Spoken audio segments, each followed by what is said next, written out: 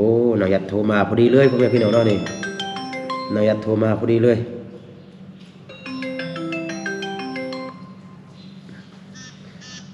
อะโลอยู่ไสอยู่เมืองมึงมึงแม่นแหละ เจ้าอยู่ไสหั่นนี่พ่อแม่พี่น้องเนาะนายยัดบ่ได้โทรมาอยู่ห้องหมออยู่อืมเจ้าเกิดลูกได้ยินเอ้ยว่าเจ้าเกิดลูกคือบ่โอ้ยินดีนำเด้อผู้หญิงผู้ชายน่ะผู้หญิงหรือว่าผู้ชายผู้หญิงผู้หญิงโอ้ผู้หญิงความตุ้ยเนาะอืม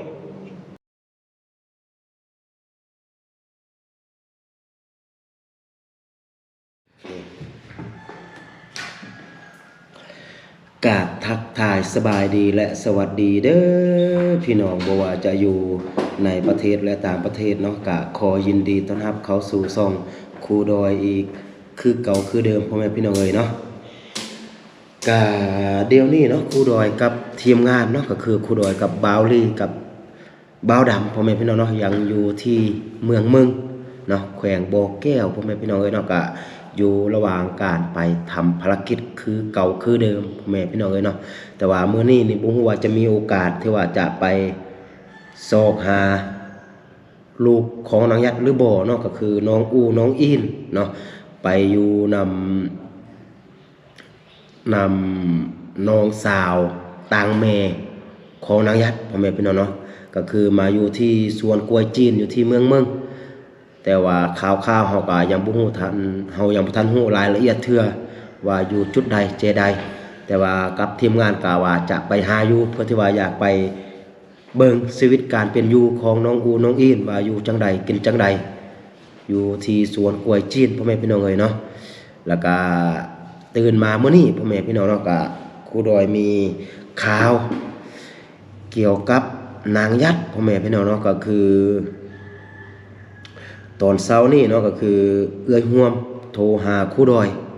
บ่แม่นโทรหาครูดอยเนาะก็คือแชทหาครูดอยพ่อแม่พี่น้องเอ้ยเนาะ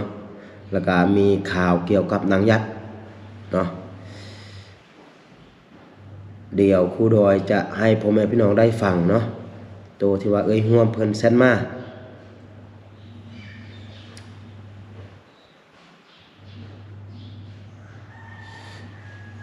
บวนเป็นตัวใดพ่อแม่พี่น้องเอ้ยเนาะเดี๋ยวครูดอยเบิ่งก่อนนี่น่าจะเป็นตัวนี้เนาะเกิดลูกแล้วปาดอันใดอันปาดเกิดลูกแล้วปาดอันใดอันเกิดมือเต้าใน3 วัน4 วัน3 วันอันนี้จวบตีนอู้แหละนี่เนาะ เกิดลูกแล้วปาด โอ้ยตัวเก่า ยิ่งผู้หญิงลูกนี่ใหญ่ลูกมันผู้หญิงปาดมันปาดเก้าเนี่ยโอ้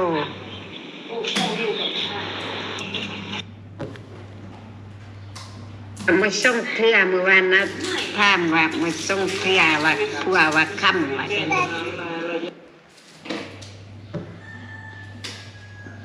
นี่เนาะก็คือเอื้อยห่วมเพิ่นแซดมาพ่อแม่พี่น้องเนาะก็คือส่งเสียงมาบอกว่าเดี๋ยวนี้นางยัดอยู่ประเทศจีนพุ่นเนาะก็คือได้เกิดลูกเป็นที่เฮียบห้อยพ่อแม่พี่น้องเอ้ยเนาะก็คือไปเกิดอยู่โรงหมอแล้วก็บัดนี้เนื่องจากว่าลูกใหญ่เนาะแล้วก็เกิดเองบ่ได้พ่อแม่พี่น้องเอ้ยเนาะก็ใส่ก็คือหมอเพิ่นได้ปาดออกพ่อแม่พี่น้องเนาะ ก็เป็นลูกผู้หญิงตามเอ้ยห่วมเพิ่นบอกครูดอยเนาะว่าเป็นลูกผู้หญิงแต่ว่าตอนนี้นางยัดก็ยังอยู่ห้องหมออยู่แล้วก็เอ้ยห่วมบอกว่าให้ นางยัดส่งรูปของลูกตนเองมาให้เบิ่งแดก็คือผัวของนางยัดเนาะ บอกว่ายังบ่ให้ทรงเทื่อช่วงที่ว่าเกิดใหม่นี่ก็คือว่ายังคลำอยู่แบบนี้นะก็ครูดอยก็บ่ฮู้ว่าคลำแท้หรือว่าคลำปลอมหรือว่าบ่อยากทรงเนาะแต่ว่าผัวนางยัดบอกว่ายังคลำอยู่ยังบ่ให้ทรงเทื่อถ้าว่าผ่านไป 2-3 มื้อแล้วก็จะทรงแล้วก็ค่อยทรงส่วนเกิดใหม่ๆตัวนี้บอกว่ายังบ่ให้ทรงเทื่อเนาะก็เดี๋ยวนี้เนาะก็คือนางยัดเกิดลูกแล้วพ่อแม่พี่น้องเนาะก็บ่ฮู้ว่านางยัดจะรักษาตัวอยู่ที่โรงหมออีกจักมื้อพ่อแม่พี่น้องเอ้ยเนาะแล้วก็คือตามที่ครูดอยเคยลมกับนางยัดเคยติดต่อหานางยัดเนาะก็คือตามที่นางยัดเคยบอกครูดอยพ่อแม่พี่น้องเนาะบอกว่าหลังจากเกิดลูกแล้วเนาะแล้วก็นางยัดแข็งแรงแล้วก็จะหาวิธีหาช่องทางที่ว่ากลับมาอยู่ทางฝั่งลาวกลับมาอยู่กับน้องโอน้องอินตัวนี้เฮาก็คอยเบิ่งพ่อแม่พี่น้องเนาะว่านางยัดจะกลับได้หรือบ่เนาะคือนางยัดบอกกับผู้ดอยเนาะบอกว่าเดี๋ยวนี้ ถ้าหากว่าตัวเองกลับมาอยู่พี่บัดนี้ถ้าหากว่าตัวเองอยากเกิดลูกเนาะแล้วบัดนี้เจ็บเกิดลูกแล้วก็บัดนี้ตัวเองก็บ่มีเบียร์บ่มีเงินถ้าว่ามาอยู่กับน้องอูน้องอินอยู่ทางฝั่งลาวพี่น่ะเนาะแล้วก็บัดนี้จะเอาเงินทางใดไปเกิดลูกไปรักษาตัวเองนะเวลาเกิดลูกนะพ่อแม่พี่น้องเนาะเพราะว่าบ่มีเงินจักเก็บจักบาทแล้วก็นางยัดก็บอกกับผู้ดอยว่าบอกว่าตัวเองจะอดทนอยู่กับผัวอยู่ที่ประเทศจีนไปก่อนจนกว่าตัวเองเกิดลูกก่อนแล้วก็หลังจากเกิดลูกแล้วก็ค่อยซอกหาช่องทางค่อยซอกหาวิธีที่ว่าจะกลับมาหาน้องอูน้องอินเนาะพ่อแม่พี่น้องเนาะก็คือช่วงแล้วนี่ ตามที่ว่าครูดอยรวมกับนางยัดเนาะก็คือนางยัดเนี่ยได้ลมนำพัวว่าตัวเองอยากกลับมาลาวอยากกลับมาอยู่กับน้องอูน้องอินแต่ว่าพัวของนางยัดบอกว่าถ้าว่าสิกลับแท้ๆถ้าว่าอยู่บ่ได้ก็ขอให้เกิดลูกอยู่ที่ประเทศจีนพุ่นแล้วก็หลังจากนั้นแล้วก็เอาลูกปะนำพัวแล้วก็ตัวเองจะกลับมาอยู่ทางฝั่งลาวก็ได้นางยัดก็เลยฟังคำพัวแล้วก็ถ้าว่าเกิดลูกแล้วก็จึงจะกลับมาทางฝั่งลาวแบบนี้เนาะก็ตอนนี้ครูดอยกับบ่าวลี่บ่าวดำก็จะพยายามไปหาน้องอูน้องอินเนาะถ้าว่าเจอก็พ่อแม่พี่น้องก็จะได้เห็นว่าน้องอูน้องอินอยู่ที่สวนกล้วยเป็นจังใดอยู่จังใดกินจังใดเนาะแล้วก็จะเอาข่าวที่นางยัดเกิดลูกตัวนี้ก็ไปบอกน้องอูน้องอินแต่ว่าครูดอยก็บ่รับประกันว่าน้องอูน้องอินจะดีใจกับน้องใหม่หรือบ่นะพ่อแม่พี่น้องเนาะเพราะว่าตามครูดอยคิดทางว่าน้องของน้องอูน้องอินนี่ก็คือ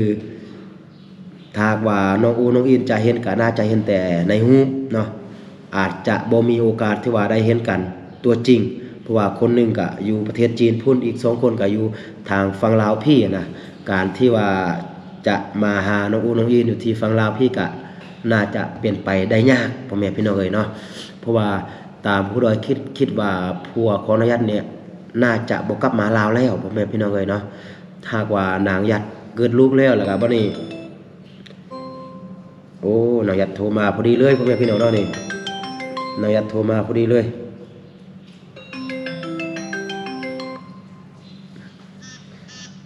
ฮัลโหล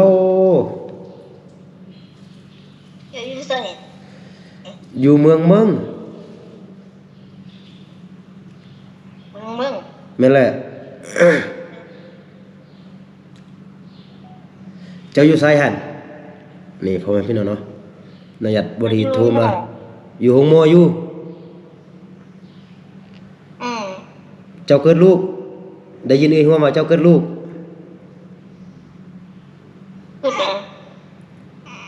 โอ้ยินดีนำเด้อผู้หญิงผู้ชาย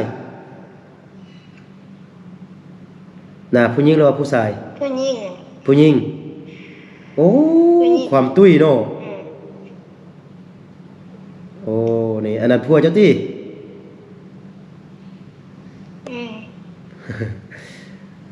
โอ้ดีใจสุดเลยเนาะ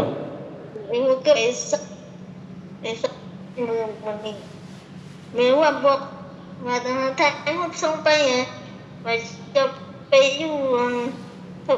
าอู้น่ะอินยันดีเลยทุหาน่ะอู้อินไปทุหาเป็น แต่ทั่ว เฮายังไปซอกบ่เห็นเทื่อเบิ่งถ้าบ่แม่นมื้อนี้ก็มื้ออื่นอาจจะเห็นอยู่เฮายังซอกเพราะว่าเฮาบ่ฮู้บ่อนอยู่นี่ เขาก็บ่รู้คือกันน่ะ พอได้เฟียดเด้อผู้มันนึงบ่มีสัญญาณเลยบ่โทรหาบ่มีสัญญาณบ่โทรหาเลย สัญญาณบ่แฮงพ่อแม่พี่น้องเนาะบ่อนคุดอยอยู่นี่สัญญาณก็บ่แฮงพ่อแม่พี่น้องเสื่อม Wi-Fi ของบ้านพัก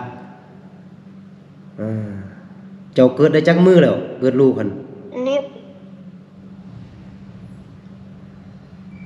ได้จักมื้อเจ้าเกิดลูกได้จักมื้อแล้ว ได้3มื้อดีได้3มื้อสิ แล้วก็มื้อใดออกห้องหมอซั่น อีกคือจะได้เห็นจริงอ่ะอ๋อ好的来好不好啊？来好不好啊？哦，有一本学那本有。 ผัวเจ้าก็ดีใจ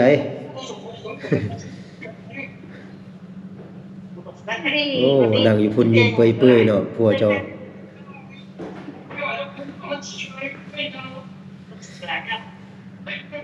บอกเขาโทรบอกเขาส่งรูปไปลูกบ่ส่งคนเห็นแต่ว่าจะนั่นว่า บ่ส่งก็ได้ ไทย บ่ส่งก็ได้ เกิดลูกมาก็ปลอดภัยก็ดีใจแล้ว ยังห่วย ดีใจนำดีใจนำ เขาปัดนี่เขาบ่ได้เกิดโอ้ ปาดออกติ โอ้ซั่นถ้า เกิดบ่ได้ ถ้าปาดนี่เจ้าก็ต้องได้รักษาตัวได้ดนได้จึงสิดีนะ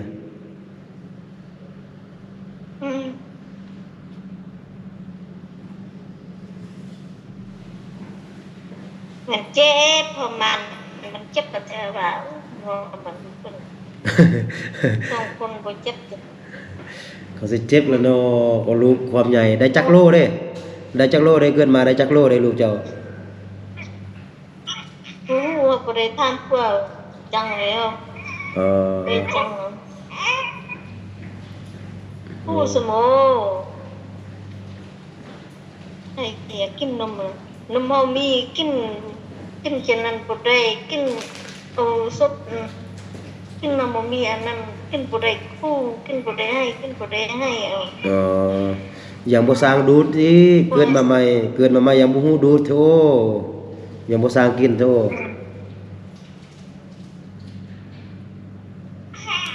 ผัวเจ้าก็ดีใจ ตาบ่ยาวอ่ะ สัญญาณบ่ค่อยดีพ่อแม่พี่น้องเนาะ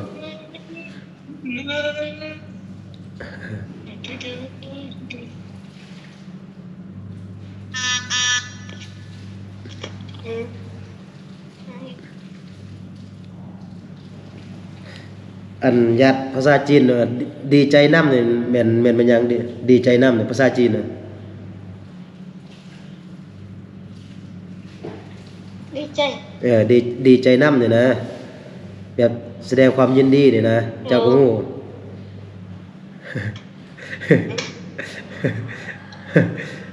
เปลี่ย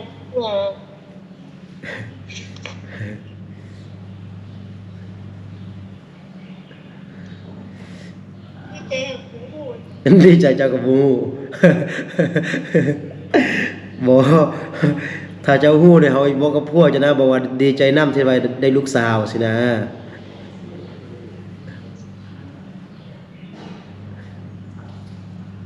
เจอความเราของผู้ ลาก็ฮู้นี่ เมนดึงความเรา นะลาก็ฮู้ได้นึงเออ แล้วก็สู้เราเพื่อสู้ไรเพื่อเป้านี่เราคงเข้าไปเข้าเชื่อฮักโลเชื่อบุญฮักอะไรจะนั่ง ลาก็ว่าฮักลูกดีนัก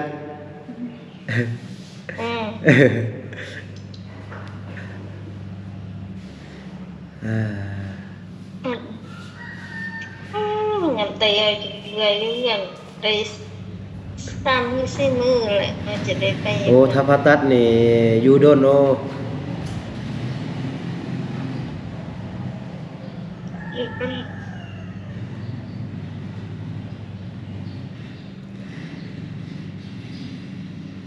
มีแต่รักษาตัวเองให้ดีไว้ๆเท่านั้นแหละญาติเอ้ยอยู่พุ่นก็มีแต่ผัวเจ้าแล้วจะเบิ่งแยงเจ้าหั่นน่ะก็มีแต่เบิ่งแยงตัวเองนั่นแหละบ่ให้เป็นหยัง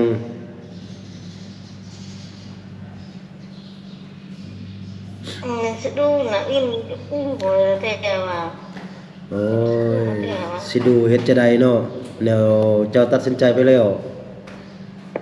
ย้อนกลับมันบ่ได้แล้วก็มีแต่ให้เจ้าดูแลตัวเองนั่นแหละ chưa ถ้าว่ามีโอกาสแล้วค่อยกลับมา ไปก็ไปทุกไปต้นพ่องจะไปกับไผไปผู้เดียว ก็กับเบาลีกับเบาดำนั่นแหละไปนำกันเดี๋ยวนี้มาเมืองนึงก็กับเบาลีกับเบาดำนั่นแหละมานำกันนะ ไอ้ส่งคนไปใส่ สองคนไปอยู่นอกพุ่นนี่เบาดำอยู่หั่นเบาดำมันลมนางยัดบ่เบาดำยังคานตัดคลิป ไอ้ลี่ก็ไป แม่นแหละเพราะว่าเฮาออกมาเวียกนี่ออกมาช่วยเหลือสังคมแล้วก็มาได้มาทางเมืองแล้วก็จะไปแวะหาน้องอูน้องอินนี่จะไปเบิ่งว่าน้องอูน้องอินอยู่จังใดเพราะว่าเฮามาเวียกทางนี้แล้วก็มาฮอดบ่น้องอูน้องอินอยู่ก็จะมาแวะเบิ่งว่าอยู่จังใดกินจังใด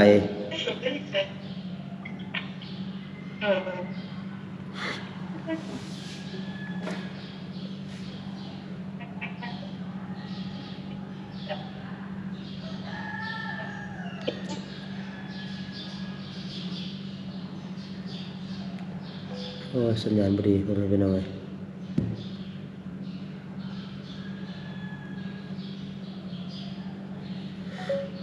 โอเคพ่อแม่พี่น้องเนาะก็คือสัญญาณมันบ่ดี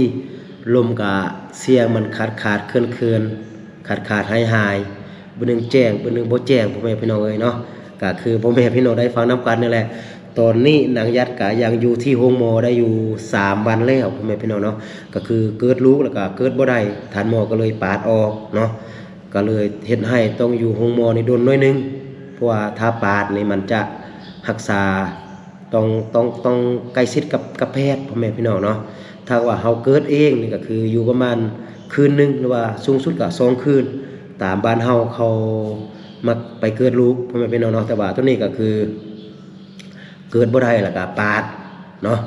ก็พอดีครูดอยอัดคลิปแล้วก็พอดีนายยัดโทรมาพอดีเลยพ่อแม่พี่น้องเนาะ เพราะว่าหัวที่ครูดอยว่าจะอัดคลิปแล้วก็แจ้งบรรดาพ่อแม่พี่น้องเนาะก็เป็นเคสนางยัดเป็นเคสที่ว่ามีหลายคน